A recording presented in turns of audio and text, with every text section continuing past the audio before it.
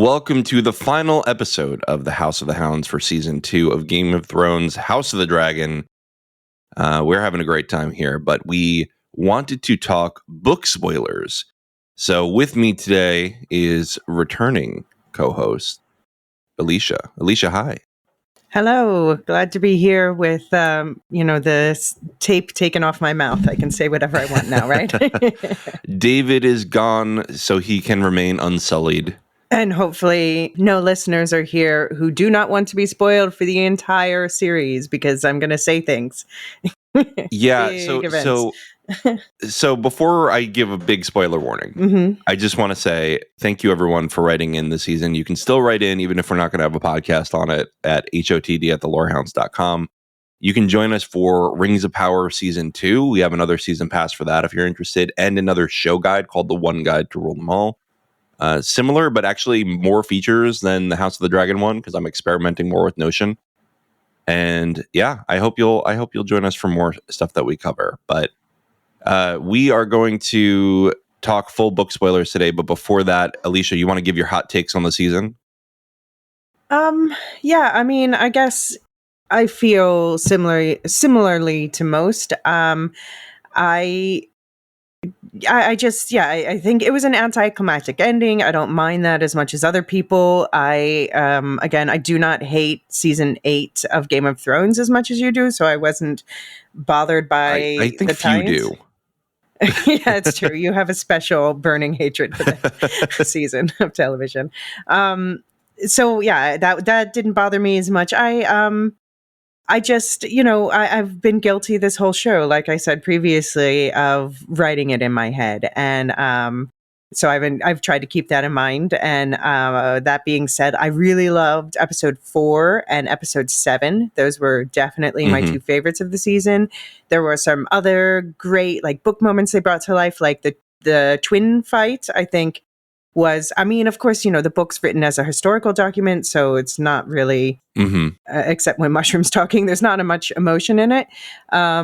So it was, seeing that twin bowl, I guess we're calling it, play out in real life was a really cool moment. And just, I'm glad that they gave, Rhaenys was my favorite character on the show. Didn't really care much about her in the books, but on the show, she was definitely my favorite. So seeing her get a good death, that really meant a lot to me. So that's all you can hope for in this universe, right? Is a good death. Right. That's true. She went out unsullied, unlike the rest of them. Exactly. Yeah. No sausages popping for her. Oh, Lord. Speaking of the unsullied, no. At least I know. Yikes. Any other thoughts on the season before we head into book spoilers? No, just as people who haven't read the books by now realize there's an event that we all expected to be the season finale of season 2, and it seems that's going to open season 3 instead. So it's going to be a huge opening for season 3, and I just hope that they do the rest of this story justice. I don't know. Maybe they're saving money for future seasons. Maybe that's one reason why they made the decisions they did. Well, Zaslav's going to need to open the wallet. Otherwise, we're not going to be able to do the rest of the things we need to do. Yeah, there's a lot of dragon fights, yo. That's not a spoiler. Yeah, it's called the Dance of Dragons, right? That is where we're at. All right. Well, this is where I wish I had pre-recorded something like, how the Midnight Boys do their shouting spoiler warning. So here's my not shouty one. This is a book spoiler podcast. You will be spoiled on book spoilers, the full plot of the show, if you do not leave now. Please use your car radio, hit the button if you don't want to be spoiled. And now that we're all here, let's talk book spoilers. All right. Well, I think the first one is that we have to talk about is one that I think even a lot of non-readers have cottoned on to. I'm not sure if it's a spoiler at this point anymore, but in the books, there's a character named Nettles, and that character does not seem to have made it into the television show, which a lot of book readers are upset with because she's a fan favorite. I'm going to be honest, I'm not nearly as upset about this as I was about Lady Stoneheart and Ariana getting cut from Game of Thrones. But it looks like her story is being given to Rhaena, What do you think about that? That's fine. I mean, that's standard fare for TV adaptation, right? Is let's combine some character arcs when nothing's really going on with one. And Raina doesn't really do a lot in the books. Yeah. So that's fine. It's fine. And we know she survives to the end, so I think it would be nice for us to have more of a journey with her. Yeah, I mean, in that case, I'm on board with it. Like her and Bela and their mother. My biggest beef with season 1 was I really expected them to do more with Lena's story, and that was where I was guilty of writing it in my head. Yeah. But yeah, I want to see their stories fleshed out. I think one thing that's making some people a little disgruntled is the fact that George R. R. Martin basically wrote one black character, and that was Nettles. And yes, because the Valyrians in the show are black, that means that Rhaena is as well. But I understand why some people feel like, well, that's not the same. This was the one character. Yeah. Nettles has more of a personality than we've seen thus far from Rhaena, so I'm hoping once she gets a dragon, there's going to be a little more sass in there. Yeah.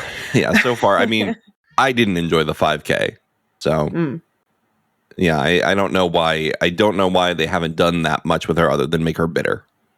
Yeah.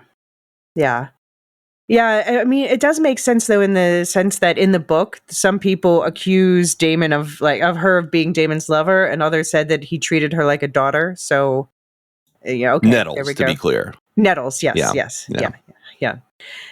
They still don't do parent-child incest, just all the other kinds of incest. Thankfully. Yeah. Thankfully, we don't do that one. Yeah. And I do wonder if so this, obviously she's left the group. I am disgruntled with the way she just peeled off from the group. She noped out. Yeah. She just noped out, didn't say anything, and then we get no reaction to that.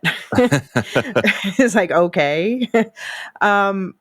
And yeah, so, but maybe, Rhaenyra and Nettles did not have a great relationship in the books, and maybe that's because, she's you just noped out on my kids. Which fair. I guess that means that Rhaena's dragon in the book is a hatchling named Morning, but they never say. I went on a deep dive trying to figure this out, because I don't think they ever say how Morning died. So maybe they're just cutting Morning out. Yeah, maybe it's just, let's tighten it up a little bit, right? Yeah, but I have a question. Mm-hmm. If she is, she's taking the place of Nettles. It's kind of implied that she ends up with Sheep Stealer in the mountains at this burning cult, Mm-hmm. But Rhaena in the book, she, ends with her sister. She gets married twice, has a bunch of kids, 6 kids, I think. Which way will they go with her story? Good question. I could see them going either way, because we will have a POV at court already with Bela. Mm-hmm. Right. But it was kind of about them being twins together, and we haven't really gotten much time for that. I guess we just won't in this version. Bela's over here just giving everyone wisdom, and Rhaena is just going off and whining just like Jesus. Right. Bela really has been the adult in the room for a lot of these scenes. Mm-hmm. No, it's true. Do you think they'll get her and Alan together after? Sorry, we said big spoilers are coming. Jace is dying at the start of next season. Yeah, it's a good question. I could see it. That's what is that? Her uncle? Her half uncle? Yeah. I mean, whatever, for yeah. We're past that. Yeah. And I think I said at the beginning of the season, I'm not going to say ick incest more than once, because that's just what the show is. Yeah. No. We get the and also where was it? I was reading up on some Stark backstory, and there's quite a bit of it there too. Speaking of the Starks, that was my biggest beef with this season, is that I wanted Jace to have his time hanging out with Cregan up north, and I agree with that. Maybe some clarification of what happened with his sister or didn't. Because that was the whole thing, right? Jace was supposed to fall in love with someone in the north, and then he comes back to Bela, and I guess they just didn't want to complicate that. Yeah, I guess so. But I mean, they could have that was just one person's account, so it could have very well been inaccurate, and it could have been something much more innocuous. And they could have. I just wanted some time at Winterfell, and I wanted to see some time for them together. Yeah, and I hear apparently he's gonna show up more with his graybeards, who in the books are called Winter Wolves, which is much. I like that. That's great. That's great. Much better, right? But maybe they just wanted it to sound like more pathetic in the show. Yeah, maybe, but I don't know. I wouldn't want to go up against a Stark graybeard. Yeah, no, I wouldn't want to go up against a Stark graybeard, but a Winter Wolf is even more badass. Yeah. I was to say about the dragons. So we've seen Sheepstealer, and Sheepstealer's been relocated to the Vale.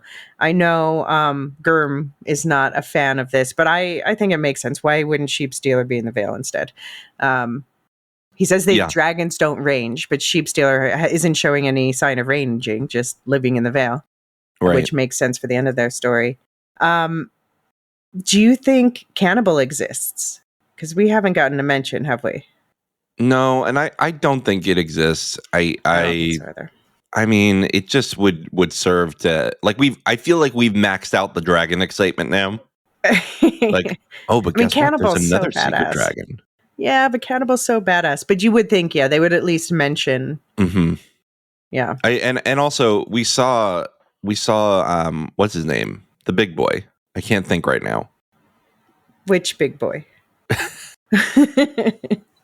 Oh my God. Vermithor. Oh, yeah. I can't, my brain's not working this morning. We saw Vermithor chomping down on people, so I guess we don't really need a cannibal. We already got one. Yeah, but not chomping down on other dragons. That's true. Do you think Sunfire is dead, or do you think Aegon's just mistaken and he needed to think that so that he noped out of King's Landing? I don't think Sunfire is dead. Because I think if they don't do something, I don't need Rhaenyra to be eaten, right? But I think they have to at least nod to it. I mean, they literally say in Game of Thrones, they tell that story about her getting eaten, so I think they do have to do it. Well, but again, whose account is that? That could still be from a written history. Yeah, true. I don't think they need to do it. But also, what is Bela up to if she doesn't get that moment where, her dragon fights Sunfire and, she comes out on top and gets the burns? I don't know. Yeah.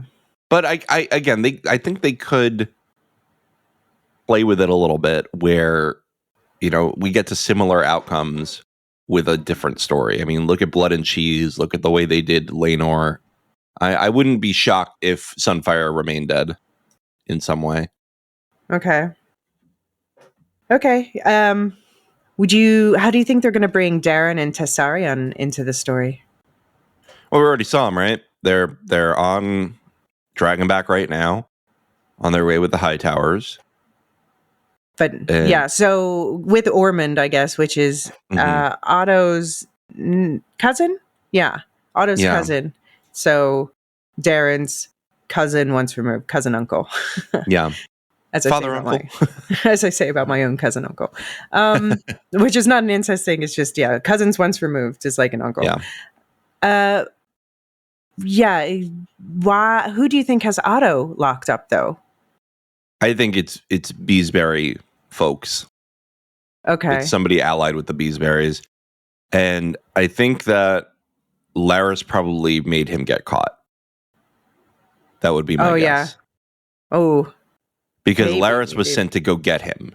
Right. And then that never came up again. And if Larys is a great master of whispers, I feel like he would be able to do something like that. But wasn't he was kind of in a sky cell, wasn't he? Which made me think of the Vale. Was he? I mean, just in the fact that didn't they zoom out and now, maybe I should have rewatched that scene before. But didn't they zoom out and he was I mean, not that the Vale is the only place that has, high places, but it just made me wonder that. It didn't look sky celly to me, and also, why would he be over there? I'm going to disagree with you on that. Unless he was going to see the Triarchy for some reason, I don't know. I don't think he's going for the Triarchy at all. I think he spent 20 years fighting the Triarchy. Well, but he was the one who suggested that they ask them for help with the blockade. Fair enough. All right. I see what you're saying, but he did say, "I want to go to Old Town." Yeah, he did say that. And then Alicent said, "No, go to Highgarden." Yeah, and neither of them are in the Vale direction. I don't know. Yeah. This is an addition. So Right. maybe just because he didn't have much to do in book terms until. Yeah, exactly. So that's a problem that I think is recurring. Is they have characters who don't do a lot in the book, and they're trying to keep them around. I think that's what happened with Daemon this season. Right. But I wish they would have just done something like they did with Otto, where he's just gone for a few episodes. Oh, yeah. Well, yeah, they weren't going to let Matt Smith go. But you can do so many things with them. Like, that could have been, I talk about the daughters feeling underdeveloped. That could have been prime daddy-daughter bonding time. Or, yeah. Could have been. Or spend more time with Jason Lannister. No, we need the haunting of Harrenhal. I don't think we're going to see the Battle of the Red Fork is where Jason Lannister dies. And I have a feeling, I was just counting up the number of battles left in the 2 seasons we have left. And I'm like, they can't do all these. There's no way. Mm-hmm. I think we're going to get like we got with the Battle of the Burning Mill, just maybe an aftermath. That's maybe fine. Look, I don't need to see. Free. Yeah, I don't need to see a ton of battles. First of all, I want the dragon battles. That's what I really want. And I think the 2 that they really need to do are the Battle of the Gullet and the God's Eye. Yeah. Those are the ones where if they fast forward through those, then people will be furious, and rightfully so. Well, Helena already told us that I think they'll combine the 2 Tumbletons into like one thing. And otherwise it gets a little confusing. Set it all up in advance instead of doing that in between stuff. Right. Yeah, I think that's right. But yeah, I think, first of all, Helena told us that the God's Eye is happening. I was just like, what? Oh, yeah. Oh, no. I thought you meant the actor. Yes, Helena. Yes, that is happening. Well, what I mean is, yes, it's going to happen. I couldn't believe that she just was like, oh, okay, here we go. and people seem to have gotten it, even non-book people, because David said to me on the podcast, he's like, oh, so that's the lake right by Harrenhal, right? And I said, yes, that's all I could say. Yeah. But I think, we have to open the season now with the Battle of the Gullet. And this matches with what we've heard from the production is that they moved that from the end of this season to the start of next season. So, hey, it's going to be a strong season opening. Yeah. People are going to be mad about Jace. Yeah. They should have just ended with that. Anyway. He's become a fan favorite. Yeah. His mewing really paid off. Stop with the mewing. It's normal. No. He's a mewer. Some of us have jawlines. I don't know what to tell you. Bela in every scene is like, break your fucking mewing streak, Jace. Come on. But then you're saying this to me. You're personally insulting me every time you bring this up. I'm just kidding. It's supposed to be good for your jaw. Like, that's the whole thing with the mewing. I mean, but it's not why I do it, or I don't even know if they do it. It's just naturally the way that, like, a lot of people's. I did a poll on Twitter. It's a very official, just asking how many people do it by accident, and like 40% of people said they do it by accident, and something like 25% said they didn't even know what that word meant. Yeah. So I hope you don't think I'm insulting you. It's apparently very good for your jaw. There's just like a whole joke thread on Twitter of like, will you break your mewing streak already? No, because that's how I actually tried it once I learned about this. And so I tried like holding my tongue down at the bottom, and it's uncomfortable. And I don't know why people do that. I saw this teacher on TikTok saying that now she says to her students, quit yapping, start mewing. Oh, yeah, there you go. That's pretty good. But Jace, he will not be stopped. He just has a strong jawline. But it's not the mew. He's got the blue steel. That's what it is. You're right. Although I think the way Aemon purses his lips, sometimes I think gets even more cartoonish. Yeah. Right? Yeah. It's like, it's almost a little absurd the way he's like, sour face. He's really become quite the cartoonish villain this season, which I find a shame. Yeah, I think it's poor writing. I think that they started him off so strong with And in terms of poor writing, have to again emphasize that they filmed during the writer's strike. So the writers couldn't be involved the way that they were normally involved. So, yeah. Yeah. And that's something I'm nervous about for Rings of Power. They did shoot most of it before the writer's strike, but they did, I want to say, like 5 days of shooting after. They did all their reshoots, I think, after. Okay. So well, hopefully, since they were reshoots, hopefully the writers were at least involved with, that's like another layer rather than just having, because I've looked at when I read shooting scripts for various things for work or something, and then you compare it to the actual movie that comes out, there are so many changes. Because it's just inevitable, because sometimes like something physically goes wrong or something's just not working and you just have to be able to change on the spot. Do you know the story of The Emperor's New Groove? I know the movie, but no, I don't know any particular story about that. I guess they changed it so much over time that it was unrecognizable from any kind of script that ever existed. Okay. And so after the movie was a hit, which they thought it was going to bomb because they were just going by the seat of their pants. After the movie was a hit, Disney came to them and said, hey, we want to put this in one of our exhibits. Can you give us the script? And they said, what script? So they actually made someone transcribe the whole movie. Oh, yeah. Which is so funny to me. Like, they were like, what script?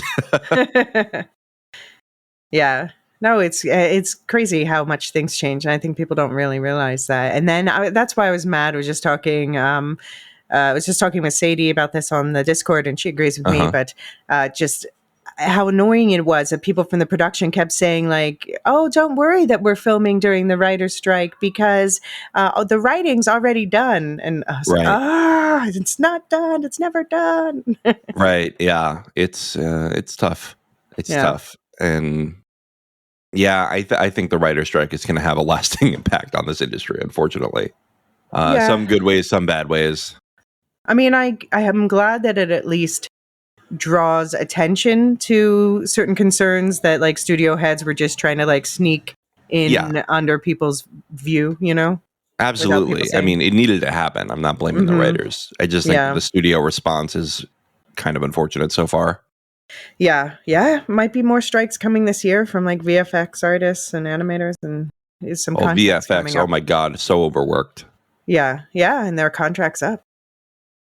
Something I think is probably similar in VFX that I always hear in video games is that video games pay very little compared to other tech jobs. Yes. And so a lot of people are just like, why, if there's going to be so many layoffs, why would I work in video games?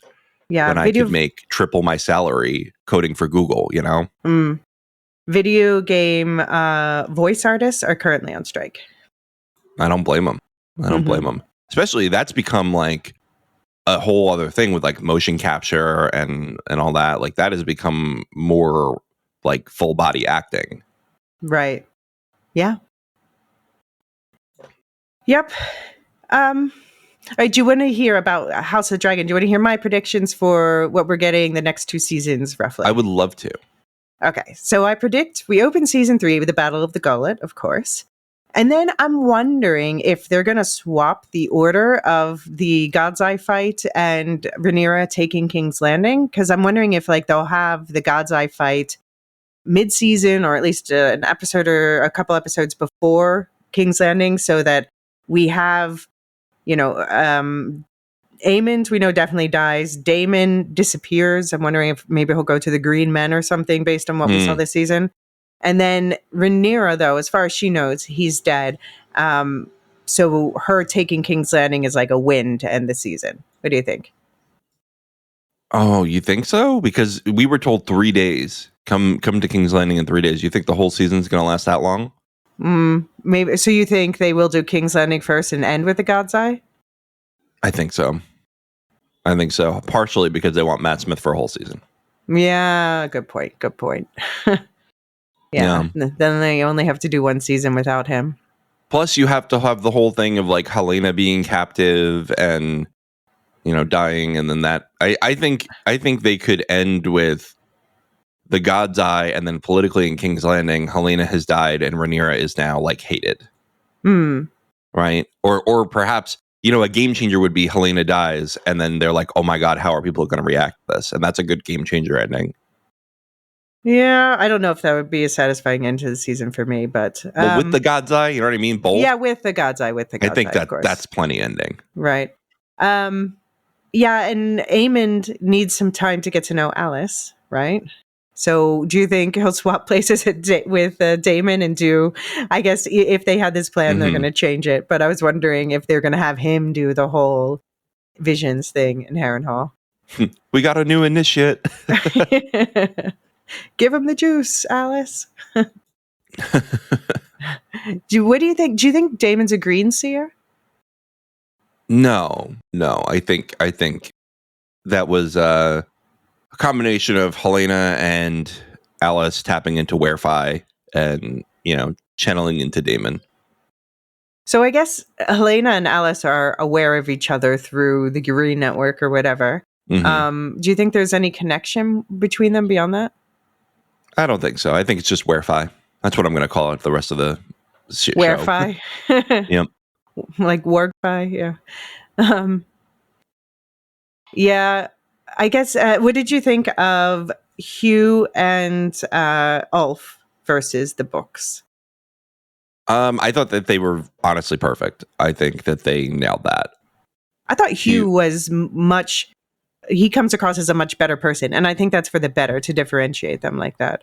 Yeah, I agree. I think Hugh in the book seems a lot more egotistical. Yeah. And here we're like, okay, this guy is just angry.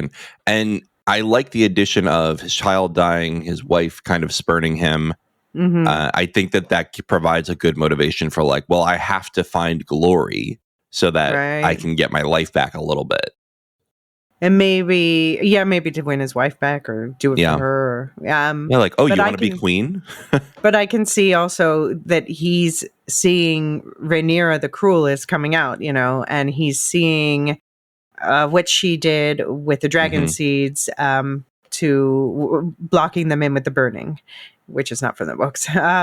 He sees, what she said. I didn't like how she's suddenly like, oh, well, let's do like Aemon and burn a couple towns to show that we're powerful. I'm like, what?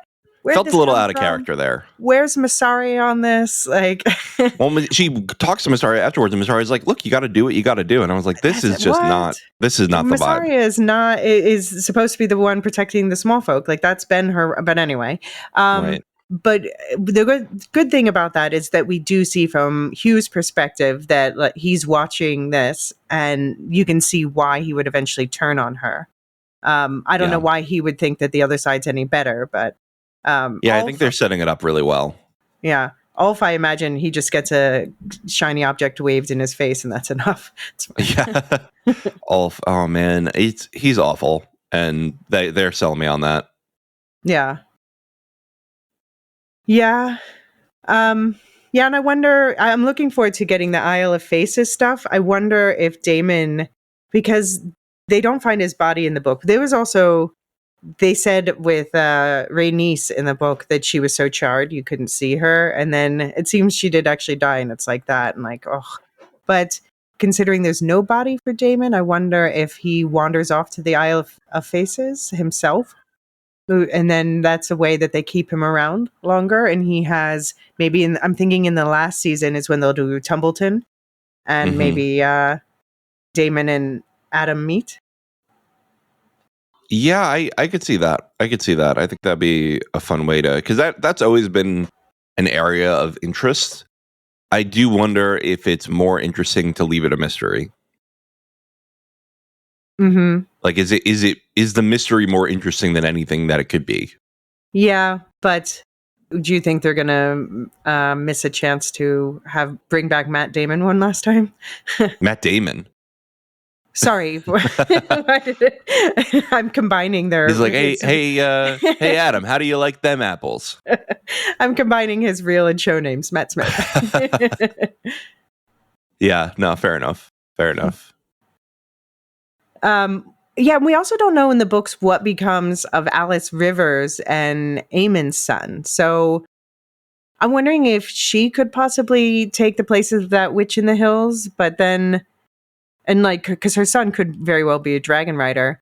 But then if they're taking Sheep Stealer and Rhaena's still alive, I'm still very like, we think from the books that a dragon can't bond someone new unless their rider's dead, but they've never said that in the show. So I wish they would just come out and say something either way in the show about that. Yeah. Like, we don't know if Laenor's still alive or not. Because I don't think Laenor's alive. I would be shocked. Why? I mean, what's the point in having another rider? Yeah, but what's the point? They didn't say in the show that that's not a thing. So what's the point in having him go off if he just dies off screen?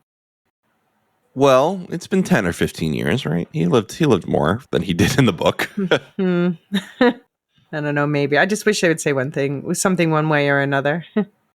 I think the fact that Sea Smoke became restless and they pointed that out to us shows that he's dead. And I think the interesting thing there is that Rhaenyra is like, well, I saved him, but for how long? And she's grieving already with this whole war and her son, and now she has her former spouse that she has to grieve, who was, that they were best friends, even if they were not really romantically interested in each other. They had a good family situation going on. Yeah. So I do think it complicates the emotion a bit if he died opening up Sea Smoke. Do you think that that's what Helena could have been referring to with the bug stop singing?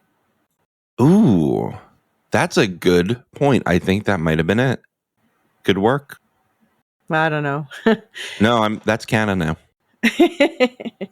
That's canon. It is known. Your mouth to Ryan Condal's ear.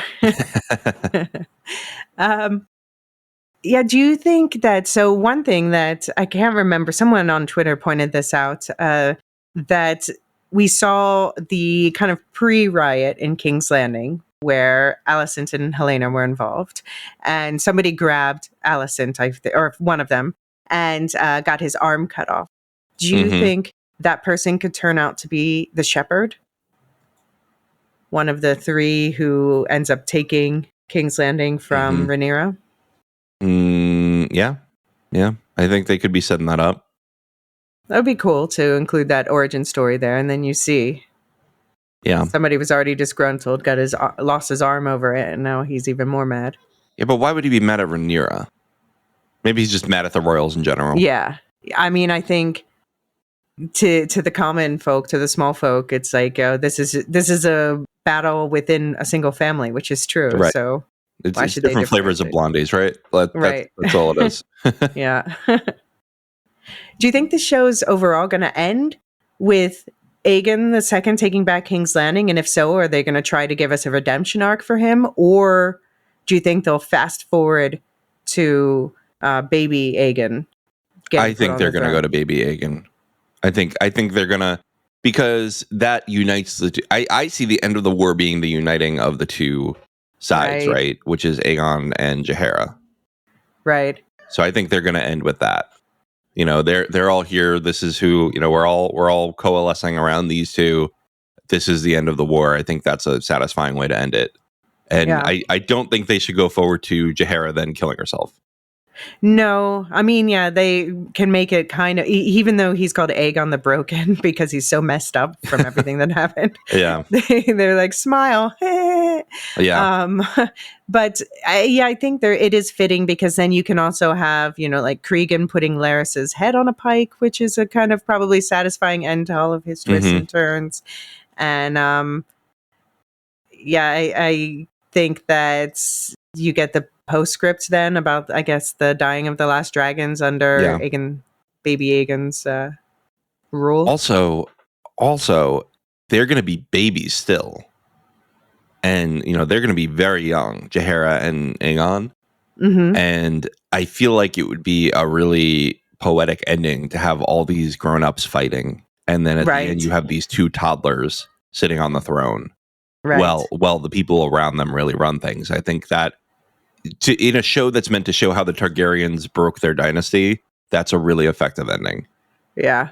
And then you have Cregan Stark standing on one side, and you have what's his face, Lannister, disfigured and standing on his other shoulder. Like, we will guide him. Right. Although Cregan just fucks off back to Winterfell, of course. Yeah, but he stays for a number of years, doesn't he? I think he's only there for a short time. Oh, okay. Yeah, he's you the might hand. but then he punishes people for killing the other Aegon, and then he's like, well, time to go home. But a bunch of Northerners stay because they met people, women and stuff. Interesting. Widows. All right. Many widows in this war. Who would have thunk? Uh-huh. Yeah, and so also when are we, I guess if they don't do the Battle of the Red Fork, we need to get, like, they've teased us with the Red Kraken, Dalton Greyjoy. So when are they going to release the Kraken? What is dead may never die. I don't know. I think maybe towards the end of next season, and then I don't know. I'm trying to figure out how they're going to divide these two seasons. I think they're going to end up with Rhaenyra on the throne at the end of season 3 rather. And Helena dying and the Battle of the God's Eye. That way you can do Helena getting usurped at the beginning of season 4, because they said they're going to do 10 episodes for season 4.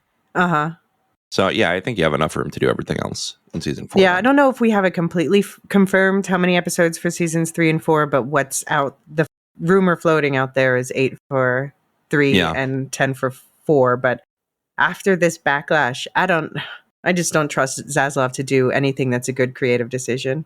Yeah, I wonder if they'll take that into account, though. You know, they were, I think Zaslav tried to say, like, save some money on our biggest flagship show. Right. And there was a backlash, and I think the numbers were down. I hope that they take the lesson of, maybe we should devote more resources and do it right. I'm worried that they're going to take the lesson of, well, it had lower viewership, cut the budget again.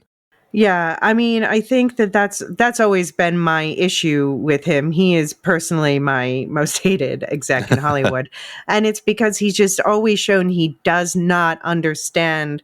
I understand he's a money guy, but he does not understand that his blockades of the creative choices of the creative work is costing that company so much more money, you know. And I don't know if he intentionally wanted to kill HBO as a brand, but, you know, he sure is trying real hard. Well, I think it's bigger than him, right? It's the whole corporate structure of executives get paid on short-term gains, not long-term gains.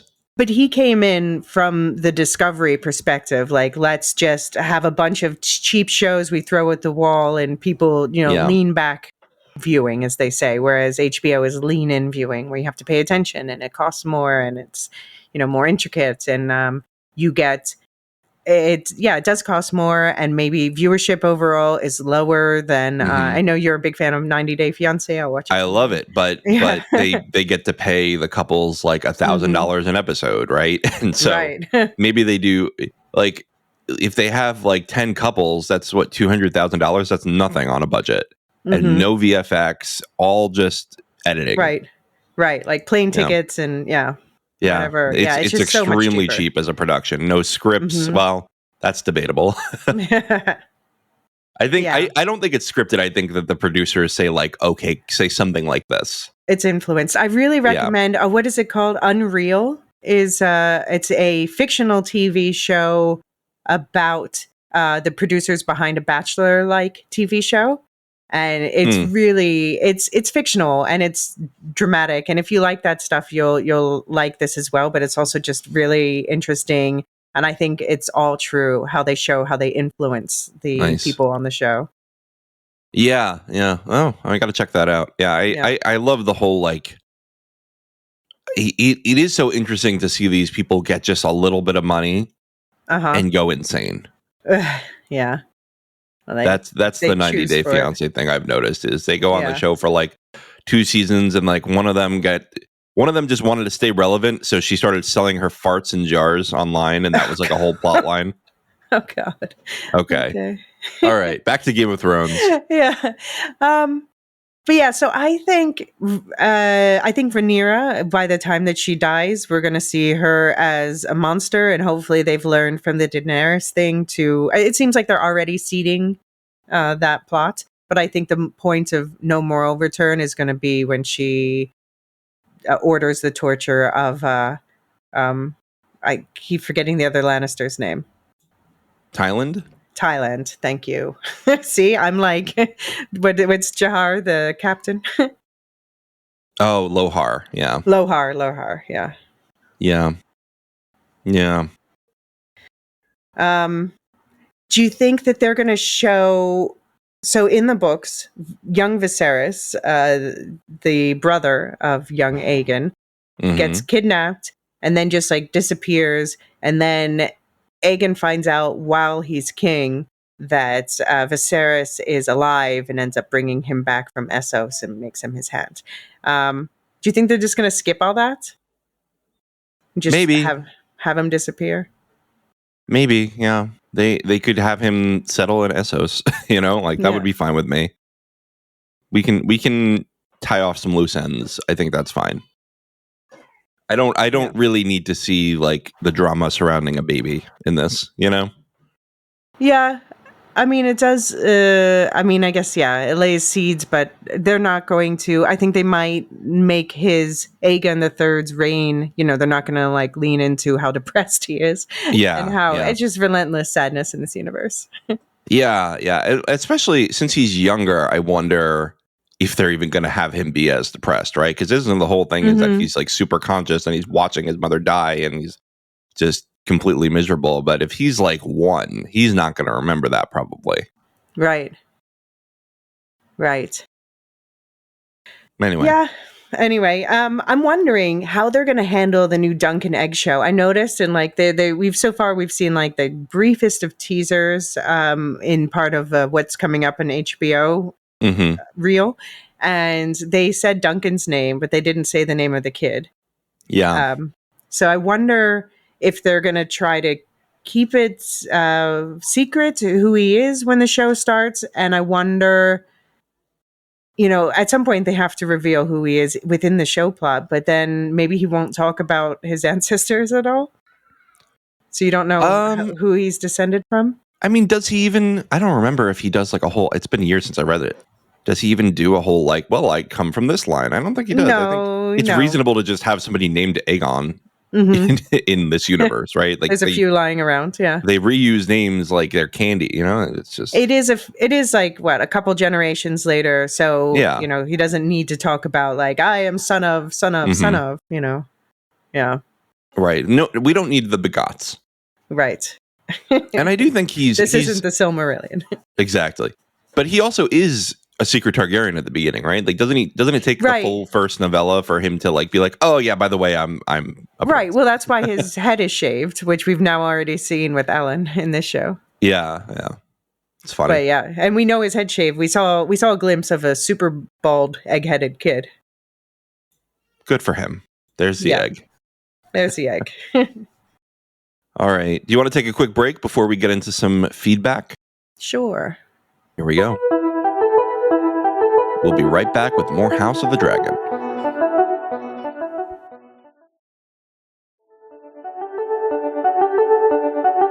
And we're back with more House of the Dragon. So Nancy very helpfully separated out the spoilery feedback for us. And there's a lot of Nettles talk. It's mostly Nettles talk, I would say. Right. Abby wrote in twice. She wrote in just before this recording, so I did not sort it out by topic. So I'm just going to read it all together. Through no fault of the character, Rhaena didn't have much development so far. Now it seems she gets one at the expense of another book character being edited out likely. I know that we might think how cool she finally gets a dragon, and yet erasing a canonical dark-skinned character just because you made this one person of color is not okay. It is like turning the Rey of The Last Jedi into the Rey of The Return of Skywalker. Ah, well, it is what it is. Show-only audiences will be enthusiastic about her. What do you think, Elysia? Yeah, I mean, I said I understand this perspective. My biggest issue is that Rhaena doesn't have, like, Nettles is a favorite, in my opinion, for me, because she has personality. And Rhaena so far has not been allowed to show personality. Yeah. Yeah, it's interesting. It's interesting. I'm glad we're getting representation in the show, but it is true. It's one of the few people of color in these books. Maybe don't delete them. Right. Greetings to the House of the Hounds. This is Abby's second email. I hope I'm not too late. This is my book spoiler feedback. Spoilers for everything. General thoughts. Maybe I'm repeating what I said on the Discord. Overall, I like the season, but if I rewatch the final episode another time, I might give it a lower score than I did after my first watch. It has to do with the excuses and the blame game. So there is talk about how well prepared the writing team was before the strikes. This is the story they set out to tell. So I am less charitable with excuses for all the hanging threads. Every episode, we waited for the next season to see some resolution. Waited for the next episode, rather, to see some resolution. And now we'll wait 2 years. I stress, I don't need huge martial displays to be satisfied. There was a lot of stuff that could have been cut, arranged better, or moved to season 3. The crying about budget and strikes sounds hollow when other shows with a fraction of Hot D's budget and same strike circumstances still manage to tell a cohesive story. Yes, I am talking about Interview with a Vampire. Watch it. Woohoo! The Harrenhal mystery tour could have been done in 3, max 4 episodes with some young Rhaenyra and Viserys hallucination. The thing was not even accurate. Elysia was only good for shock value, and I don't think it added anything to the psycho torture. I can agree with that. Yeah. The prophecy stuff. I was almost chagrined about it. I was almost as chagrined about it as John. My first reaction, yeah, cool visuals, but it doesn't matter. I didn't hate the final Game of Thrones season as much as John, but I never rewatched it either. So, yeah, I think few do. I heard a tinfoil theory on another pod, Kissed by Fire podcast, that made me like this vision more. I feel the need to share some bullet points. What if we think of Hot D show canon as a retelling of Book Fire and Blood and also a peek into / foreshadow of the rest of the A Song of Ice and Fire series book canon? Not Game of Thrones show canon. Right. We know that in Gurm's world history is not so much repeating itself as more kind of rhyming. As much with certain characters as with some storylines. A lot of people were reminded by this season of this or that from A Storm of Swords. There are a lot of comparisons made between Otto and Tywin, Larys and Varys, Jace and early Jon Snow. What if the prophecy will matter in The Winds of Winter? If Daenerys is a parallel / rhyme with Rhaenyra, she also has a competing Aegon to deal with, the Blackfire boy. So all these seeming callbacks to Game of Thrones, the show may be not such at all. No, I agree that because George R. R. Martin, he wasn't so involved with the Game of Thrones, particularly the last season and things people he was too busy not writing Winds of Winter. Leave the man alone. No, I will not. 13 years, George. Yeah, but I just think about it from his perspective. If, you had your whole story and he told them the end and then they blew it. And now there's this huge backlash against that ending that must completely shake the story that he was writing. And not that he's going to change it or something, but it takes so much time to come around to that and to get in the right mind space to even continue with that. So I really feel for him on that. Yeah, but then stop telling me you're doing it. But I think he's not working on it. I think he is. Of course he is working on it. He's released chapters, including Ariana, Justice for Ariana. But my point is, didn't he release those 10 years ago, though? Yeah, it was a long time ago. Yeah. He's not working on it right now. He's working on it. But, so he was more involved in this show, House of the Dragon, at least at first. I think he continues to be more involved, and maybe not as much as we would like. He did recently say in one of his not a blog posts that he's not going to the summit for season 3, the writer's retreat, or whatever it is. Okay, that's a bummer. Yeah. But yeah, I think that his idea, though, going in, since he was involved at least to start, is that it was a way to sort of redress some of the ills done against his story in the Game of Thrones show. I mean, I know he is the one connecting this prophecy. He was the one who came up with that idea. Mm-hmm. So Yeah, I guess. I mean, the story's all about prophecies. Yeah. Makes sense. On the contentious change / mashup, maybe replacement of Fire and Blood character Nettles, she was important for 2 seasons. The one about 2 reasons, rather. Oh man, this has been a lot of podcasting this month. For 2 reasons. The one about how a seeming nobody, poor dark-skinned girl could bond with a dragon. Maybe we got this with Adam, but not really. The other, that it shows how Rhaenyra is still classist and racist and doesn't care about people she deems beneath her station. This part was given to Jace, who we know won't live long, so Rey can remain sympathetic. What do you think about that? Let's pause there. I mean, I think that they are planting the seeds to make Rhaenyra unsympathetic, as I just said a little bit ago. I agree with that. Yeah. I think for different reasons, though. Right, for different reasons. I think it's to be more like wrathful than bigoted. Yeah, indeed, they're making her rhyme even more with Daenerys. Which I have mixed feelings about. I still think that Daenerys' turn was horrible.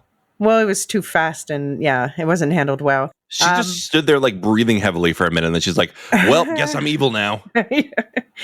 But and the difference between them is Daenerys was the breaker of chains, and Rhaenyra, I guess we're getting the Rhaenyra version is like, she's like, but the gods are pretending this.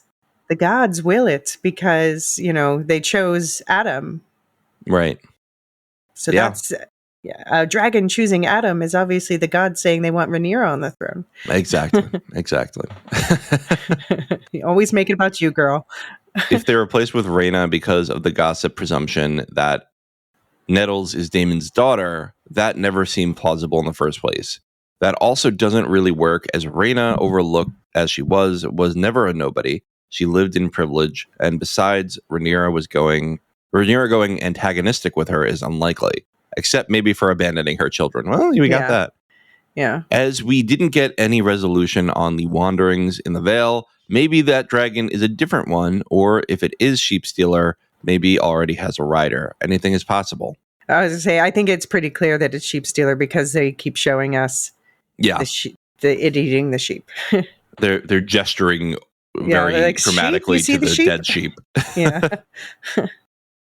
I wonder when or if deadbeat dad Corlys will legitimize his sons, or there will be further deviations from the histories. I think he'll legitimize Alan. I do think he'll come around. Especially, I mean, he's going to turn eventually, right? We know Corlys is going to turn. I think at some point he's going to have... Maybe that's something that they'll offer him to turn, is like, we'll go legitimize your sons. And it's something that just never came up with Rhaenyra. Yeah, I mean, I think, he did... His way of acknowledging Adam was when he was like, well done, He was saying that as... Yeah.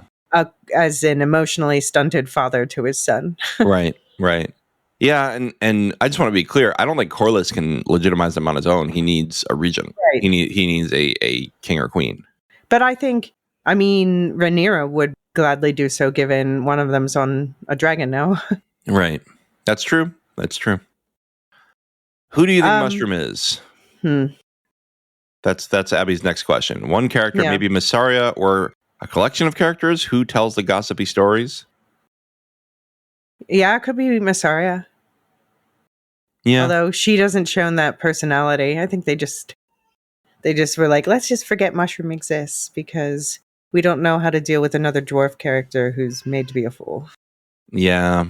I don't think Peter Dinklage would be happy about that. Although people are a little soured on Peter Dinklage at this point. Why?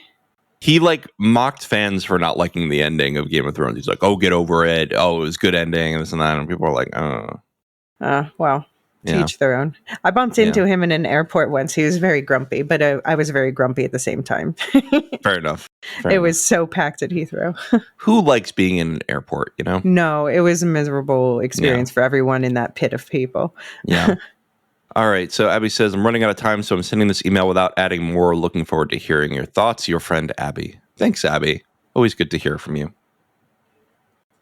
Next up, you want to take Mark P? Sure. So Mark sent an email. Hi, y'all. Some post-finale feedback. Please note that this is spoilery, so makes the most sense for the Lorecast. Yeah. Apologies if this feedback is already shared. Well, it sounds like It sounds like you all don't have a big problem with this plotline, maybe, but a fair number of folks seem frustrated by the Reyna bits because I think it means Nettles has been cut completely, with her plot being given to Reyna as a way to keep things simpler. I'm wondering if in actuality, Reyna is Nettles, and there's going to be some kind of here's the real story that makes it all somehow more or less consistent with book lore. It's been a while since I read the source material, but I seem to recall Reyna just kind of disappears once she is sent off to Essos with the little kids.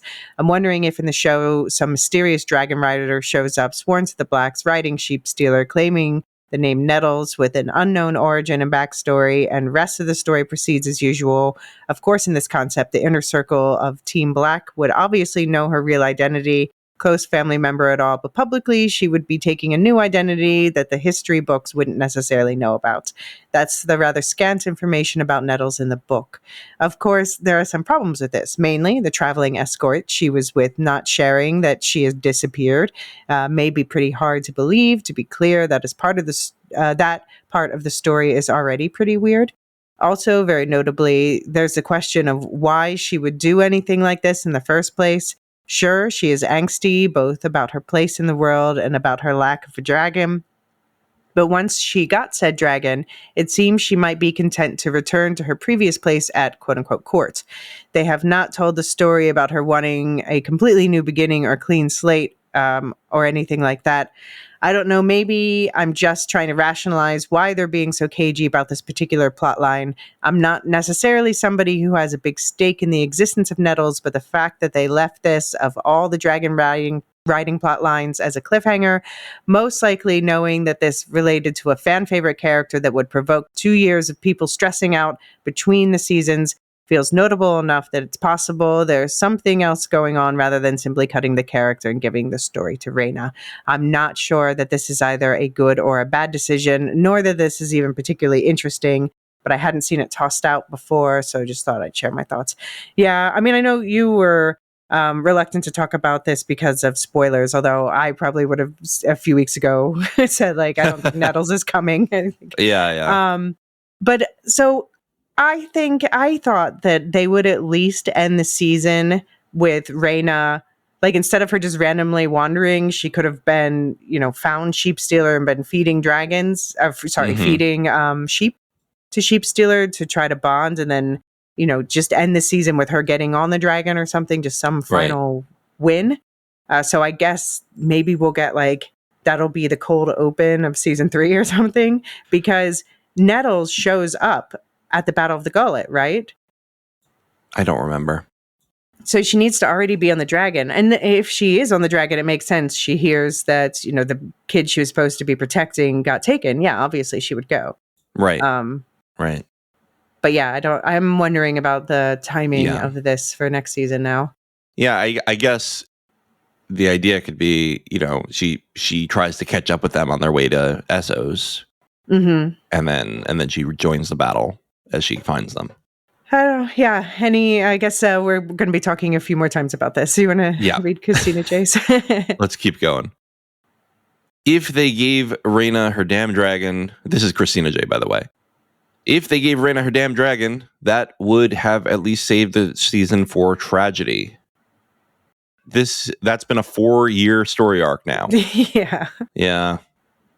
Why would you cut that scene? I agree. Why would you cut that scene? It's bizarre. Especially, you already have the dragon. Just put her on it. Yeah.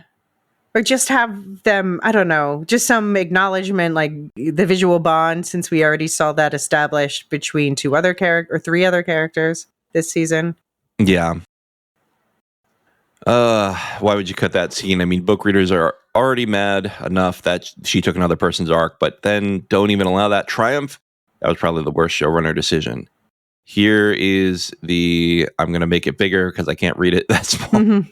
I was going to send a separate spoilers bit, but yes, I keep forgetting Nettles is a secret. Lisai. Honestly, a tragic decision because she was the only non-targ to claim a dragon in Westeros history, and they just axed her. Yeah, that's I think the biggest tragedy is that it questions whether you need to be a Targaryen to claim a dragon. Right. She was also one of the few canonically black Garum characters. Sure, the uncle-niece incest is touching hearts and certain county lines, but that's an L. That's kind of hard to rework with the dragon mourning. Like Aegon's other kid is a figment of historical imagination. I feel these are too big of things to get construed through time. I'm not a book purist, but she was what initially drew me to this series as a whole. Interesting Nettles. I never think of Fire and Blood as people's first foray into this universe, right? Yeah, it's the least narrative. Yeah. You just can't rehab Daemon while also showing him continuing to do horrible things that he isn't sorry over. Making him a better parent is a step in the right direction, but it negates everything outside of Daemon that made her special. She was my favorite dragon seed. Oh, Nettles. She was my favorite dragon seed and could have more to do with prophecy than the characters who have made that their crusade to power as if it's divine. What do you think? Yeah, no, I mean, I think these are excellent reasons why it is a bummer that they seem to have cut Nettles. Yeah. You want to take the 2 Chris M messages? Sure. So 2 emails from Chris M. Spoilers.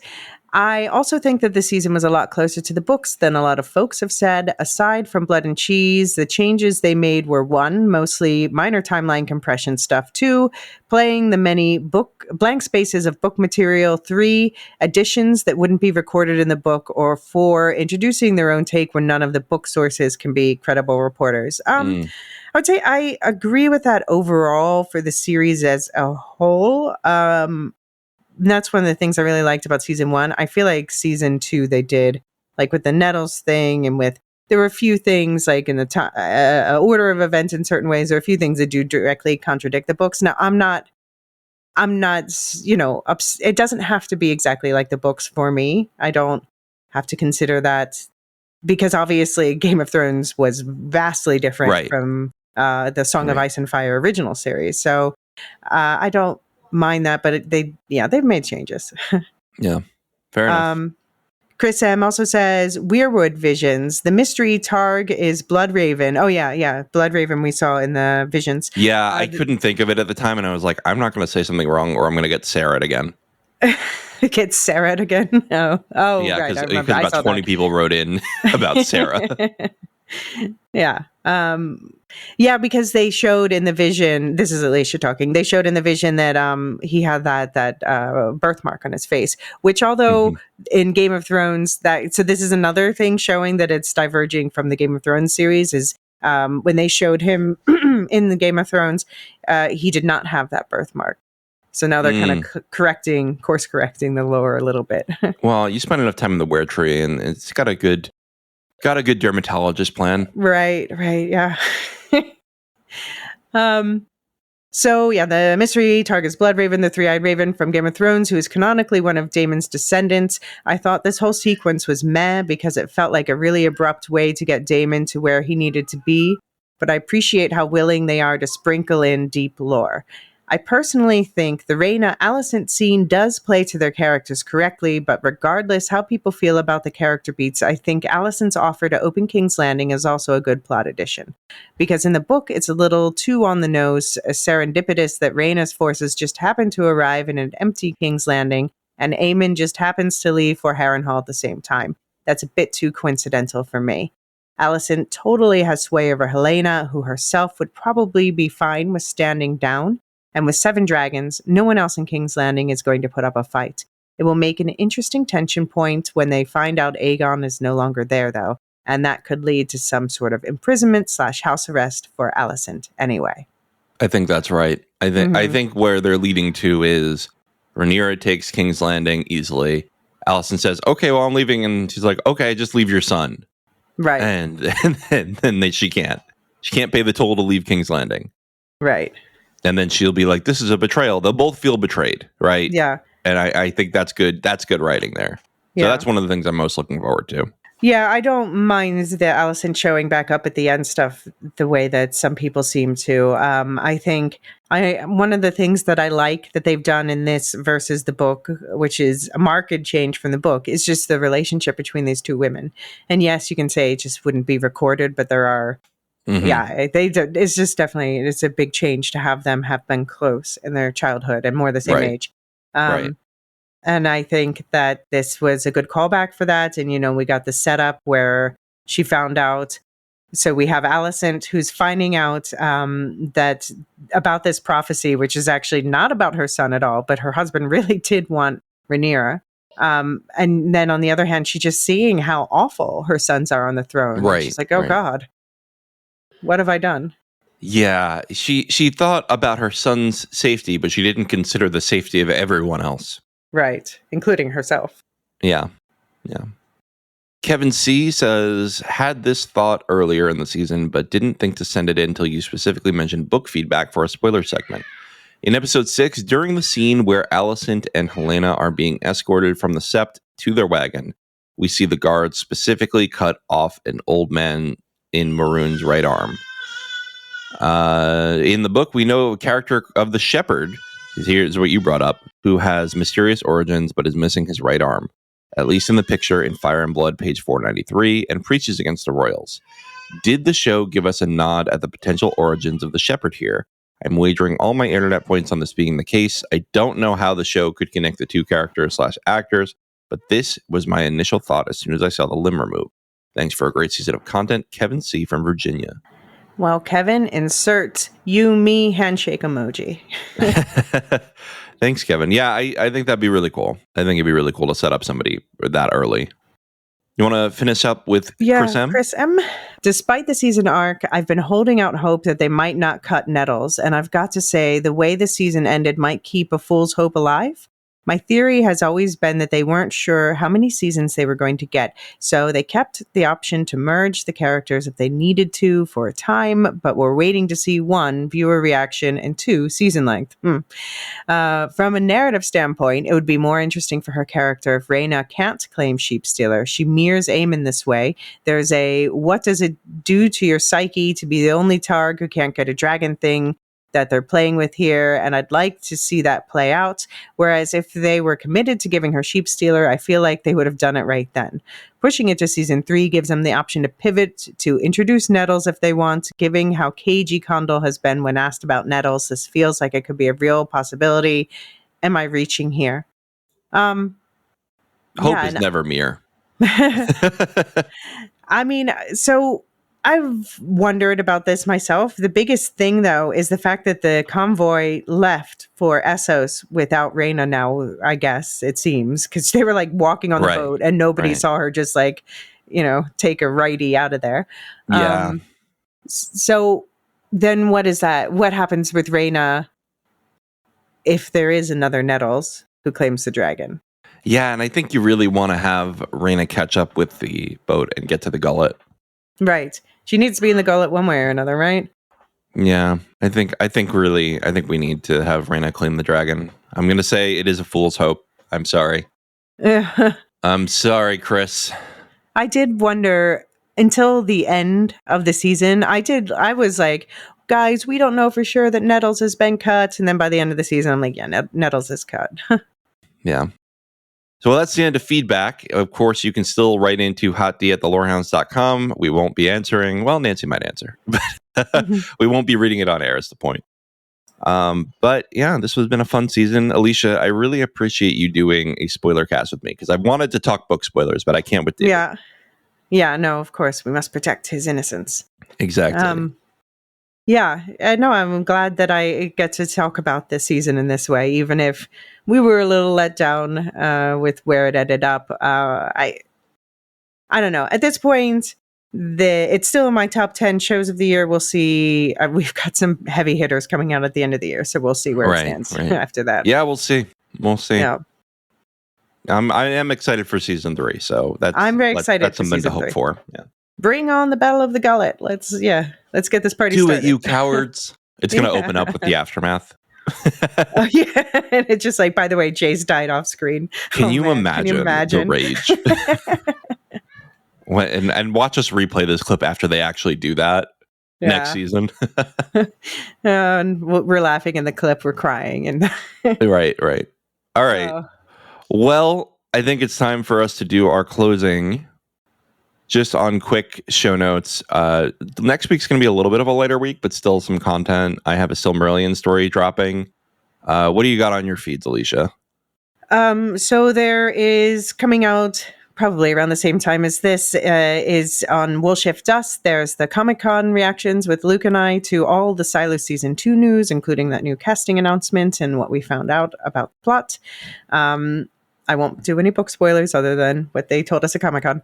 And then, the third shift just came out in the book club on Will Shift Dust. And on the Star Wars Canon Timeline podcast, Marilyn and I recorded part 1 of what's now going to be 2 parts look at canon myths of the Old Republic. So in part 1, we've talked about a flood story and 2 Sith stories about a certain Sith named Darth Kaldoth. And we just also talked about what is the nature of myth versus legend versus what does this mean as a storytelling archetype? How should we interpret these stories about the Star Wars universe and stuff like that? Good Marilyn deep dive. Yeah, exactly. I was like, this is right up Marilyn's alley. Yeah.